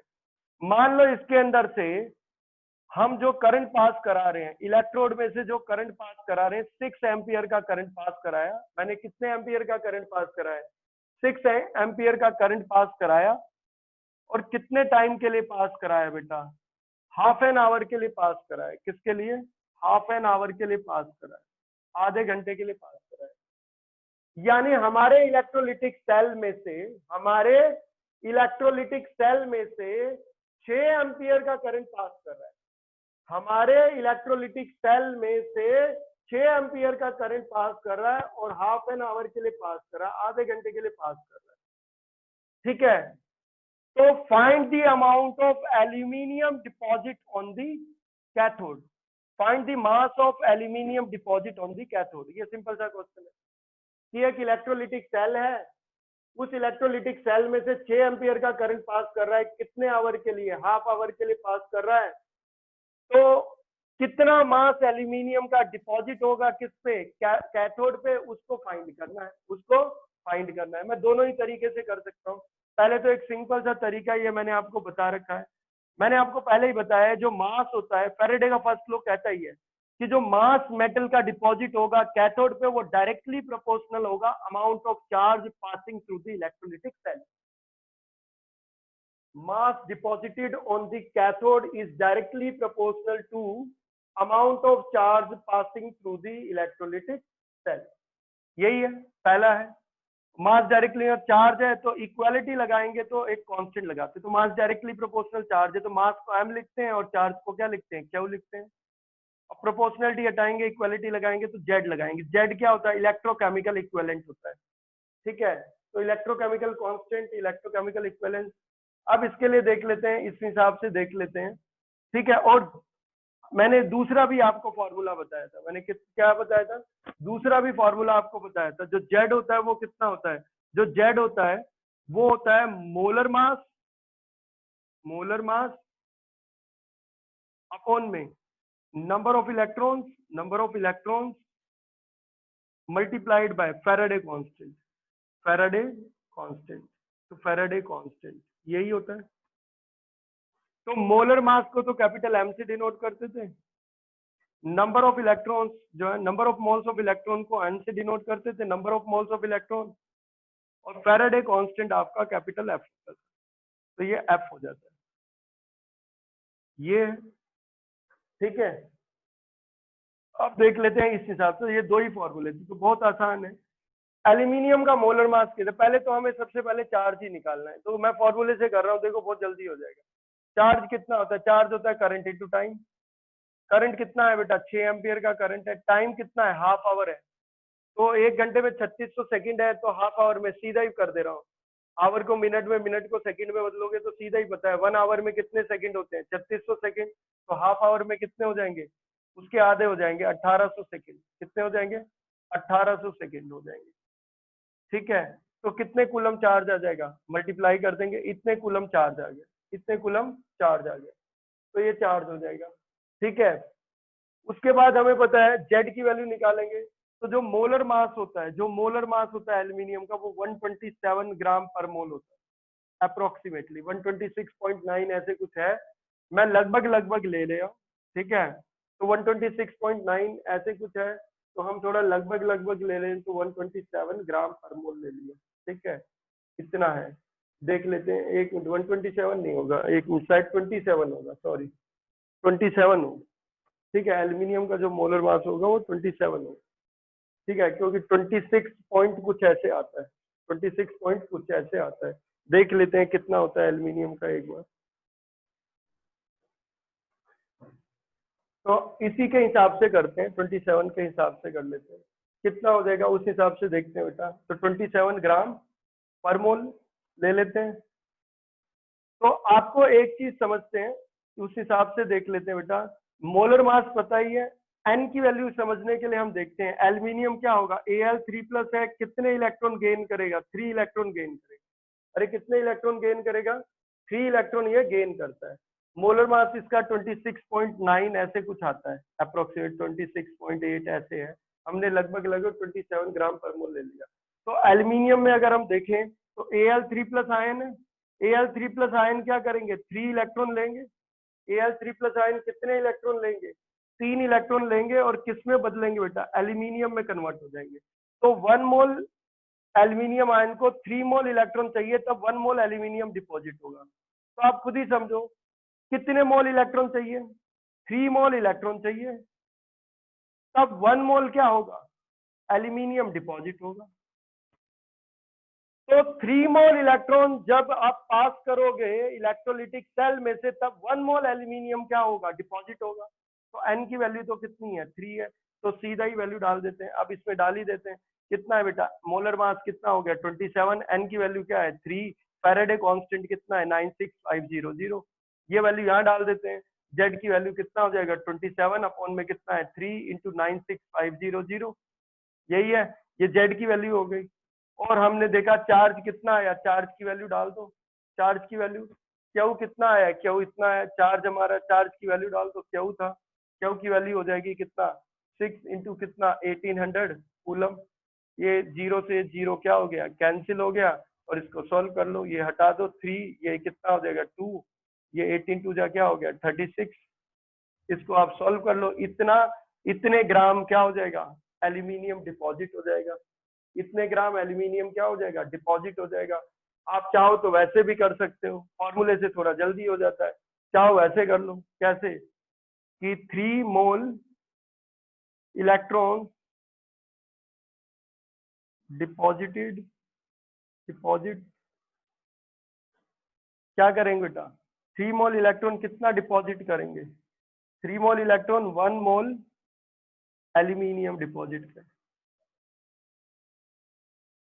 तो 1 मोल एल्यूमिनियम डिपॉजिट करेंगे, तो 1 मोल एल्यूमिनियम डिपॉजिट कर रहे हैं, तो फिर अगला स्टेप है, मैं इसी में रफ करके लिखता चला जाऊंगा, तो 3 मोल इलेक्ट्रॉन का मतलब कितना हो गया, 3 मोल इलेक्ट्रॉन का मतलब कितना हो गया, ये 3 फैराडे चार्ज, कितना 3 फैराडे चार्ज,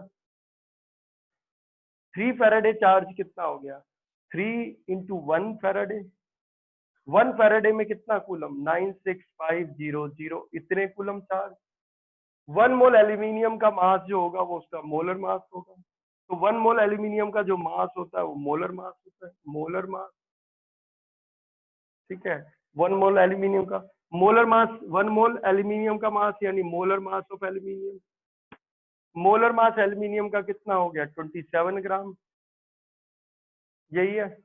तो 1 कूलम चार्ज कितना डिपॉजिट करेंगे वो देख लेते हैं, तो डिवाइडेड बाय कितना हो जाएगा 3 इंटू 96500, ये 1 कूलम चार्ज डिपॉजिट कर रहा है, ठीक है। तो हम इसको यूनिट मेथड से कर रहे हैं, अब स्टीशियोमेट्रिक मेथड है, यूनिट मेथड। 1 कूलम चार्ज ने इतना डिपॉजिट किया, तो कितना चार्ज इसमें से फ्लो किया, इतना चार्ज फ्लो किया, ठीक है। तो इतना चार्ज इसमें से फ्लो किया है, तो इसमें कर लो आप, कितना हो जाएगा बताइए, तो ये आपका आ जाएगा कितना है, तो 6 इंटू 1800, इतने कूलम चार्ज कितना करेगा, तो मल्टीप्लाई कर देंगे 6 इंटू 1800 कूलम। अब सॉल्व कर लो इसको, ठीक है, कितना आ जाएगा, इतने ग्राम डिपॉजिट करेगा, तो 6 कितना हो जाएगा 2 हो जाएगा, यहाँ पे ये है कितना हो जाएगा 36 हो जाएगा, ये है। तो इतने कूलम इतना डिपॉजिट करेंगे तो ये इतना मास मिल गया जो एल्यूमिनियम का क्या होगा डिपॉजिट होगा। तो आप ऐसे भी कर सकते हो, यूनिटरी मेथड से भी कर सकते हो, ठीक है। एक क्वेश्चन मैं आपको बोल देता हूँ, आप उसमें करके देखो, आप लिख लो क्वेश्चन मैं बोल रहा हूँ आपको, लिखो बेटा। सर डाटा बता दो बस। डाटा बता दूं तो यार वो ऐसे एक बार लिख लो, एक क्वेश्चन तो लिख लो, बड़ा कामचोर हो गया शशांक तू, ठीक है। लिखो, ए solution of copper sulphate is electrolyzed, a solution of copper sulfate is electrolyzed, a solution of copper sulfate is electrolyzed for 1 hour with a current of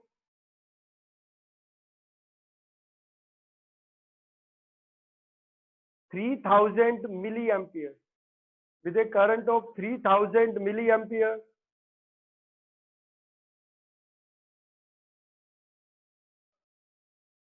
find the mass of copper deposited, find the mass of copper deposited, find the mass of copper deposited,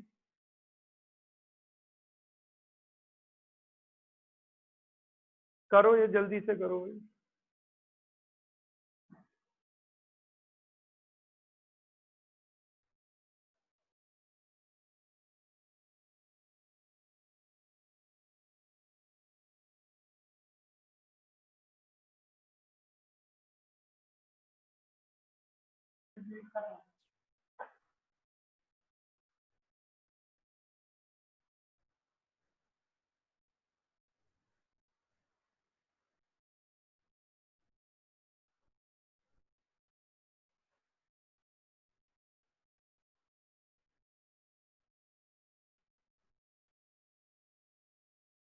Tushar गायब है।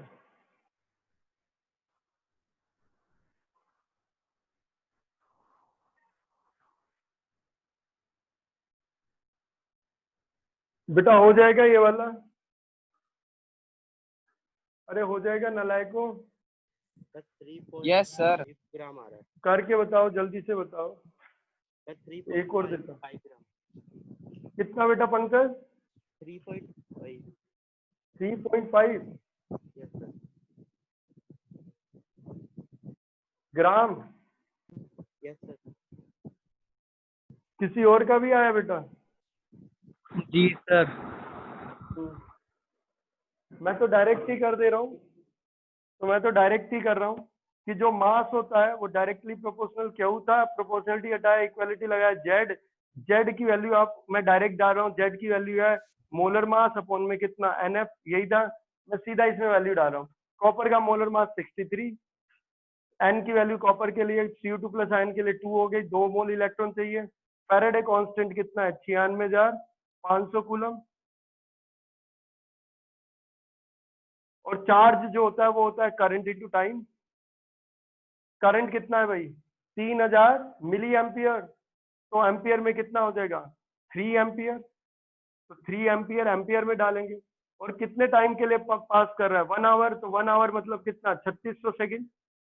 3600 second, तो cancel कर दो ये। ठीक है, ये भी हटा दो, कितना हो जाएगा? 18 हो जाएगा। अब सॉल्व कर लो इसको, इतने ग्राम इसका क्या आ जाएगा? एक बार मैं जल्दी से बता दे रहा हूँ, एक देखो, ये आ जाएगा 63 इंटू 3 इंटू 18 डिवाइडेड बाय 965, 3.52। तो इतना आ जाएगा बेटा, ये 3.525 ग्राम। इतना कॉपर डिपॉजिट होगा किस पे? इलेक्ट्रोड पे। इतना कॉपर डिपॉजिट होगा जी किस मेरा पे? भी यही आया है। इलेक्ट्रोड पे। अब देखो इसमें एक क्वेश्चन वो और दे देते हैं, एक टाइप का क्वेश्चन और दे देते हैं, उस टाइप का क्वेश्चन देख लेते हैं। ठीक है तो ये फैराडे के सेकंड लॉ पे बेस्ड है। ठीक है, तो लेकिन आप फिजिक्स के हिसाब से करो, स्टीचियोमेट्री के हिसाब से करो तो आप हो जाएगा, आपको वैसे भी हो जाएगा। ठीक है, वहीं से लॉ भी आया है। आपको फिजिक्स में पता है भाई, सीरीज में कोई भी सेल हो, चाहे वो इलेक्ट्रोकेमिकल सेल हो, चाहे वो इलेक्ट्रोलिटिक सेल हो, चाहे रेजिस्टेंस हो, कोई भी चीज हो, करंट सीरीज में सेम रहता है। करंट जो होता है वो सीरीज में क्या रहता है? सेम रहता है। कई रेजिस्टेंस है, सीरीज में सब में से करंट क्या जाएगा? सेम पास करेगा। तो मान लो मैं 2 सेल ले लेता हूँ, क्या ले लेता हूँ? 2 सेल ले लेता हूँ। तो मैंने ये 2 सेल बना लिए, एक सेल ये हो गया और एक सेल ये है, 2 सेल ले लिए मैंने, ये मेरा 2 सेल हो गया। ठीक है, अब इसमें एक में तो मान लो क्या है, एक में तो मैंने कॉपर ही ले लिया, तो एक में, एक सेल में मेरा कॉपर ही है, तो आपको पता है ये कॉपर हो गया, ये कॉपर की रोड्स है। तो एक सेल में तो कॉपर है, कॉपर का इलेक्ट्रोलिटिक सेल है, और दूसरे में एल्यूमिनियम का इलेक्ट्रोलिटिक सेल है। मान लो दूसरे में क्या है? एल्यूमिनियम का इलेक्ट्रोलिटिक सेल है, एल्यूमिनियम का इलेक्ट्रोलिटिक सेल है। ठीक है, ये ले लिया मैंने, 2 ले लिए। ठीक है, एक में कॉपर और एक में क्या ले लिया मैंने? एल्यूमिनियम ले लिया। तो कॉपर और एल्यूमिनियम 2 इलेक्ट्रोलिटिक सेल हो गए, ये फर्स्ट सेल हो गया बेटा आपका, ये सेकंड सेल हो गया आपका, 2 सेल आ गए, दोनों इलेक्ट्रोलिटिक सेल है। मैं एक काम कर रहा हूँ, इसको सीरीज में कनेक्ट कर रहा हूँ। किसमें कनेक्ट कर रहा हूँ? सीरीज में। तो मैंने सीरीज में कनेक्ट कर दिया, इसको इसके साथ कनेक्ट। वैसे तो देखो अलग अलग क्या है, इसको पॉजिटिव से कनेक्ट किया तो इसको नेगेटिव से कनेक्ट किया, इसको पॉजिटिव से कनेक्ट किया तो इसको नेगेटिव से कनेक्ट किया। तो ये नेगेटिव वाला क्या होता है? इलेक्ट्रोलिटिक सेल में नेगेटिव वाला कैथोड होता है। क्या होता है? कैथोड। तो इलेक्ट्रोलिटिक सेल में नेगेटिव वाला क्या होता है? आपका कैथोड होता है। क्या होता है? कैथोड होता है। यही है। तो ये आपका फर्स्ट सेल हो गया और ये आपका सेकंड सेल हो गया। इसके अंदर कोई भी सॉल्यूशन डाल दो, आयनिक सोल्ट डाल दो कॉपर का, कॉपर सल्फेट ही डाल दिया मान लिया, तो कॉपर के आयंस होंगे इसमें, कॉपर सल्फेट। इसमें एल्यूमिनियम सल्फेट या एल्यूमिनियम नाइट्रेट डाल दिया तो एल्यूमिनियम आयंस होंगे। हमें उससे मतलब ही नहीं। यही है सीरीज। अगर सीरीज में दोनों को कनेक्ट कर दूंगा तो सीरीज में कैसे? इसके नेगेटिव को इसके पॉजिटिव से कनेक्ट कर दिया, ये लो, ये सीरीज का कनेक्शन हो गया। तो सीरीज में आपको पता है एक चीज होती है, करंट सेम जाता है, दोनों में से करंट क्या जाएगा, सेम। अगर इसमें से आई करंट जाएगा तो इसमें से भी कितना करंट जाएगा बेटा, आई करंट जाएगा, दोनों में से करंट सेम जाता है। करंट किधर से चलेगा बेटा, पॉजिटिव से चलेगा, पॉजिटिव से होगा फिर इधर जाएगा, फिर इसमें से होता फिर इसमें और फिर इसमें। देखो मान लो 2 एम्पियर का करंट चला, तो इस इलेक्ट्रोड में 2 एम्पियर का, फिर सॉल्यूशन में 2 एम्पियर का, फिर दूसरे कॉपर के इलेक्ट्रोड में 2 एम्पियर का, फिर एल्यूमिनियम के इलेक्ट्रोड में 2 एम्पियर का, फिर सॉल्यूशन में 2 एम्पियर का, फिर एल्यूमिनियम के नेगेटिव इलेक्ट्रोड में से भी 2 एम्पियर का। तो करंट सेम जाएगा, सीरीज में करंट सेम जाएगा। तो सीरीज में एक चीज समझनी होती है बेटा, सीरीज में क्या चीज सेम रहेगी, तो सीरीज में करंट सेम रहेगा, सीरीज में करंट सेम रहेगा। अगर आई करंट चला है तो इसमें भी आई रहेगा, इस इलेक्ट्रोलिटिक सेल में भी करंट आई रहेगा, और इस इलेक्ट्रोलिटिक सेल में भी करंट क्या रहेगा, आई रहेगा। तो सीरीज में करंट सेम रहता है। तो मान लो करंट जा रहा है जो है वो 6 एम्पियर का करंट जा रहा है। अरे कितने एम्पियर का करंट जा रहा है, 6 एम्पियर का करंट जा रहा है। तो 6 एम्पियर का करंट जा रहा है अगर इसमें से, तो अगर मैं कहूं कि जो मास कॉपर का डिपॉजिट होगा, इस पे किस पे कौन डिपॉजिट होगा, इस पे तो कॉपर डिपॉजिट होगा, इस इलेक्ट्रोलिटिक सेल के कैथोड पे तो कॉपर डिपॉजिट होगा, और इस पे क्या डिपॉजिट होगा, इस पे एल्यूमिनियम डिपॉजिट होगा। अरे क्या डिपॉजिट होगा, एल्यूमिनियम डिपॉजिट होगा। तो मान लिया इस पे जो कॉपर डिपॉजिट होगा, मान लिया इस पे जो कॉपर डिपॉजिट हो रहा है वो M1 मास है, उसका कितना मास का कॉपर डिपॉजिट हो रहा है, M1 मास है कॉपर का। तो इस पे जो कॉपर डिपॉजिट हुआ उसका मास कितना है, M1 मास है। और इस पे जो एल्यूमिनियम डिपॉजिट हुआ है उसका मास कितना है, M2 है। तो M1 क्या है, मास of copper deposit on the cathode, और M2 mass of copper deposit on the cathode. ठीक है, दो अलग अलग सेल है ना, दो अलग अलग इंडिविजुअल इलेक्ट्रोलिटिक सेल थे, पर दोनों को मैंने क्या है, कैसे कनेक्ट कर दिया भाई, सीरीज में कनेक्ट कर दिया। तो सीरीज में आपको पता है करंट सेम रहेगा तो चार्ज भी सेम रहेगा। सीरीज में करंट सेम रहता है, सेम टाइम के लिए फ्लो करेगा भाई। जब इसमें से करंट जाएगा तो इसमें से भी जाएगा, इसमें से नहीं जाएगा तो इसमें से भी नहीं जाएगा, यानी दोनों में करंट सेम रहेगा और सेम टाइम के लिए फ्लो करेगा, तो चार्ज भी सेम रहेगा। क्या रहेगा, चार्ज ही। तो सीरीज में करंट सेम रहता है, चार्ज सेम रहता है, ये याद रखने वाली बात है, बस ये फिजिक्स वाली बात ही है। करंट मान लो 6 एम्पियर का जा रहा है, कितने टाइम के लिए गया, मान लो कितने टाइम के लिए गया, 30 मिनट के लिए गया। अरे कितने मिनट के लिए गया, 30 मिनट के लिए गया। 30 मिनट का मतलब कितना हो गया, half hour. Half hour, half hour मतलब आपका कितना हो गया, 1 घंटे में 3600 सेकंड, तो आधे घंटे में कितना हो गया, 1800 सेकंड, यही है। तो चार्ज कितना होगा, चार्ज होता है करंट इंटू टाइम, तो चार्ज कितना मिल जाएगा बेटा, 6 इंटू 1800, कितने कूलम चार्ज हो गया।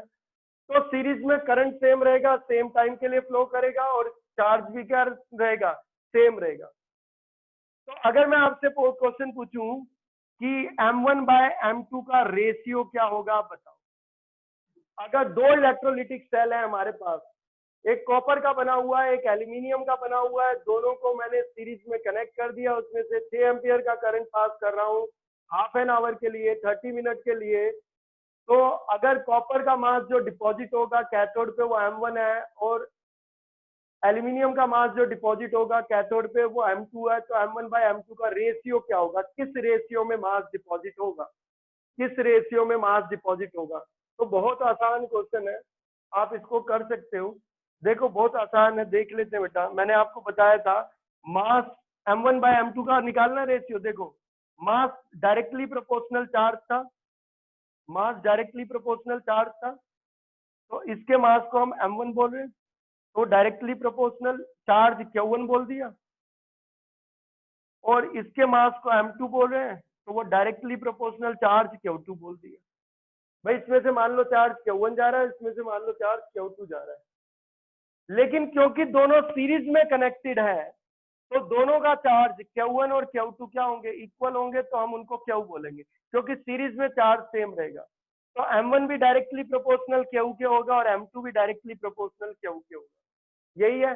इक्वालिटी लगाएंगे यहाँ पे, तो यहाँ पे इक्विवेलेंट कांस्टेंट Z1 लगाएंगे, और यहाँ पे इक्विवेलेंट कांस्टेंट क्या लगाएंगे, Z2 लगा देंगे, यही है Z1। अब हमें एक और चीज पता है, तो अगर इनके रेशियो की बात करें, अब मैं इसके रेशियो की बात करूं तो रेशियो यहीं से मुझे मिल जाएगा। देखो आप रेशियो M1 Z Q1 और M2 क्या होगा Z, M1 क्या था Z Q1 और M2 क्या था Z Q2, यही था ना, ऐसे था।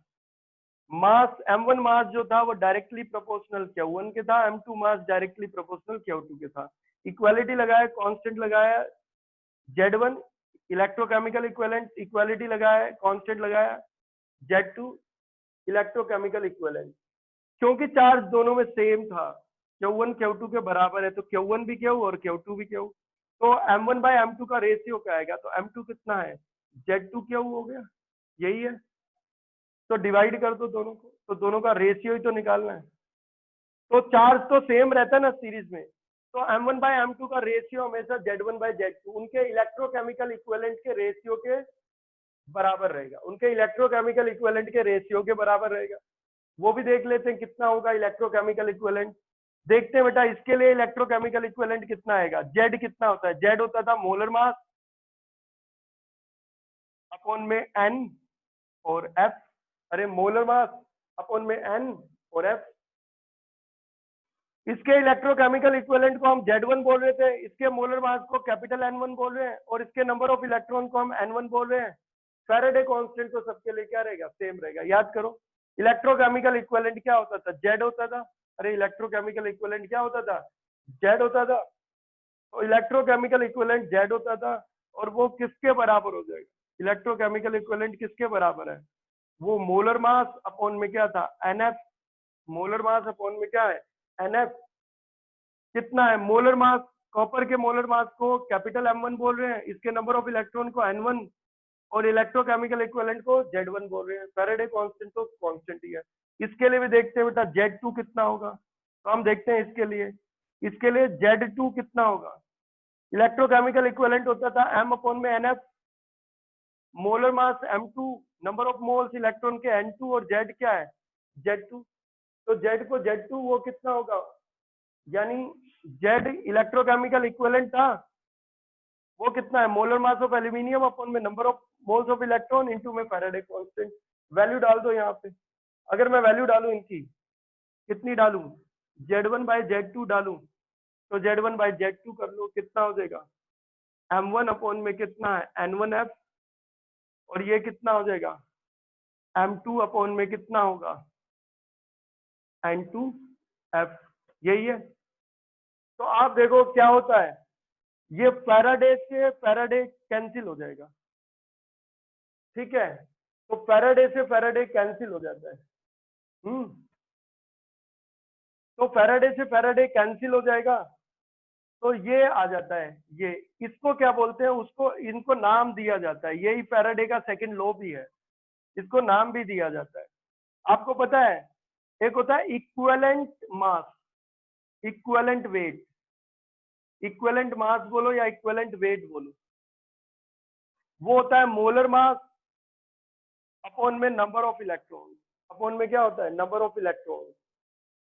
तो इक्विवेलेंट मास के रेशियो के, तो देखो इक्विवेलेंट मास जो आएगा, कॉपर का इक्विवेलेंट मास अगर हम निकालें तो कितना आएगा, कॉपर का इक्विवेलेंट मास, इक्विवेलेंट वेट बोलो या इक्विवेलेंट मास बोलो, ठीक है कुछ भी बोल सकते हो। तो कॉपर का इक्विवेलेंट जो मास आएगा वो कितना आएगा, कॉपर का जो इक्विवेलेंट होता है वो कितना हो जाएगा मोलर मास अपॉन में नंबर ऑफ इलेक्ट्रॉन। कॉपर का जो मोलर मास था वो कितना था, कॉपर का molar mass capital M1, number of electron N1। तो कॉपर का जो मोलर मास आया था वो आया था आपका 63, और अपॉन में नंबर ऑफ इलेक्ट्रॉन्स जो कॉपर में थे, नंबर ऑफ मोल्स जो इलेक्ट्रॉन में कॉपर के लिए थे 2। तो इक्विवेलेंट मास ऑफ कॉपर आ गया, क्या आ गया इक्विवेलेंट मास ऑफ कॉपर आ गया बेटा, इक्विवेलेंट मास ऑफ कॉपर आ गया। तो आप खुद ही देखो, मैंने आपको बता ही दिया कि एक होता है इक्विवेलेंट मास, इक्विवेलेंट वेट या इक्विवेलेंट मास, और वो होता है मोलर मास अपॉन में क्या होता है मोलर मास अपॉन में क्या होता है number of electron, number of moles of electron, moles of electron, यही है। मोलर मास कितना है? मोलर मास आपका कैपिटल M है और number of moles of electrons जो है वो आपके क्या है? N है, यही है। तो इक्विवेलेंट मास ऑफ कॉपर निकाल सकते हो, कितना होगा वो? मोलर मास कॉपर का कितना है? M1, number of electron, number of moles of electron कितने हैं? N1। तो कितना होगा? M1 बाय N1 जो है ये क्या है आपका? Equivalent mass of copper, equivalent mass of copper, यही है। और एक और चीज देखते हैं फिर ऐसे ही, इक्विवेलेंट मास ऑफ एल्यूमिनियम क्या होगा?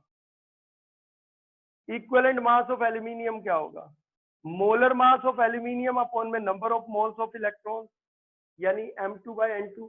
M2 बाय N2 जो है वो क्या हो गया? Equivalent mass of aluminium, equivalent mass of aluminium. और कितना आ जाएगा? आप इसमें वैल्यू डाल दो, दोनों की वैल्यू डाल दो, यानी M1 अपॉन में N1, ये तो इक्विवेलेंट मास था किसका? कॉपर का। और M2 बाय N2 ये इक्विवेलेंट मास था एल्यूमिनियम का। कितना होता है बेटा? मोलर मास कॉपर का कितना है? 63। Number of moles of electrons कितने होंगे? 2। एल्यूमिनियम का मोलर मास कितना है? 27। और उसके number of moles of electron कितने होंगे? 3। इसको सॉल्व कर लोगे, ये आपका क्या आ जाएगा? रेशियो आ जाएगा M1 बाय M2। आप पूरा क्वेश्चन भी न्यूमेरिकली सॉल्व करोगे तभी ये आएगा, पर मैं तो फैराडे का सेकंड लॉ के लिए बताया। तो फैराडे का सेकंड लॉ यही बोलता है, कहता है ये चीज देखो, ये बोलता है वो फैराडे का। तो फैराडे का सेकंड लॉ ये बोलता है, कहता है अगर जो है दो इलेक्ट्रोलिटिक सेल को आप सीरीज में कनेक्ट करते हो तो मेटल का जो मास कैथोड पे डिपॉजिट होगा उनका जो रेशियो होगा वो उनके इलेक्ट्रो इक्विवेलेंट मास के रेशियो के बराबर ही होगा, वो उनके इक्विवेलेंट मास के रेशियो के बराबर ही होगा। ये फैराडे का सेकंड लॉ बोलता है। कहता है कि अगर दो इलेक्ट्रोलिटिक सेल हैं, दोनों को सीरीज में आपने कनेक्ट कर रखा है, तो दोनों के कैथोड पे जो मेटल यानी एलिमेंट का जो डिपोजिशन होगा, उनके मास का जो डिपोजिशन होगा, उनका जो रेशियो होगा, वो उनके इक्विवेलेंट मास के रेशियो के बराबर होता है। यही फैराडे का सेकंड लॉ है।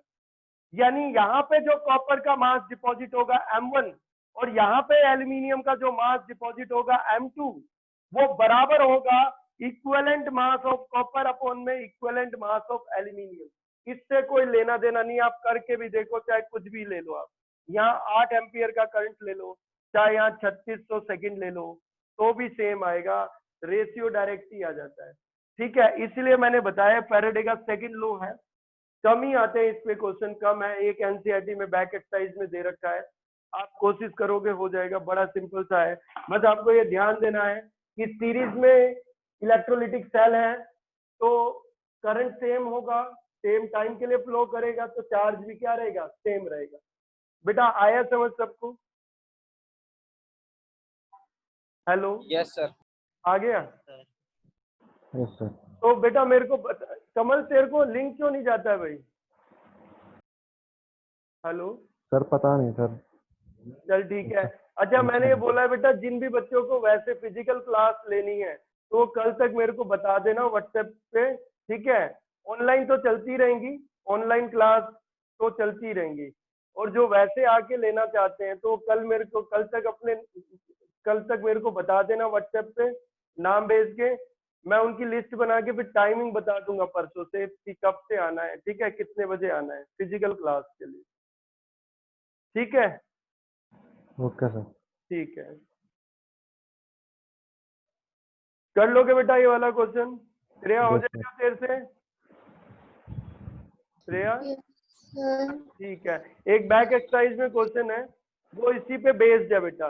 वहां पे 3 इलेक्ट्रोलिटिक सेल हैं, जिंक सल्फेट का सॉल्यूशन है एक में सिल्वर नाइट्रेट का सॉल्यूशन है, एक में कॉपर सल्फेट का सॉल्यूशन है, ABC है। तीनों में करंट 1.5 एम्पियर का गया है, ठीक है?